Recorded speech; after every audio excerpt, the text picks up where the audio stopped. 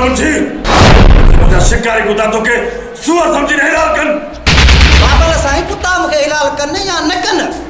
पर यो सोढर साहब जो पार तवा के हिलाल जरूर कंदो पेंटिंग में ये तू छातो बकी मुंशी तुझो दिमाग तो ठीक है रेसा वडा मुझो दिमाग ठीक है बाबा ला पर ही खबर पढ़ी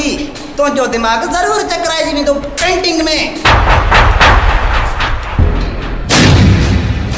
साहब इस डरे तो हाशिम खान खिलाफ लिखी मुझे बदकिस्मती ते कल मनाया है तो क्या शायद खबर ना है हाशिम खान साहब कपूर दे जी बता जानू जी बता खानू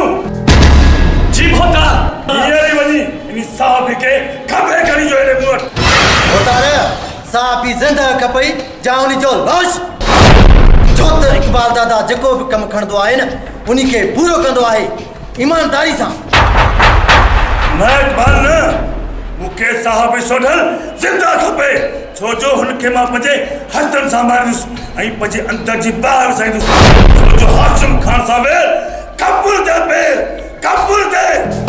होतार जो साथी ताज कदमन में होतो सो भी धमाके सा लगे तो साहब यानी पूरा थी आए न छोत जानू जी झड़प दुश्मन की तड़प तब बोलो ये रे साहब के केले खड़ी जो अच्छा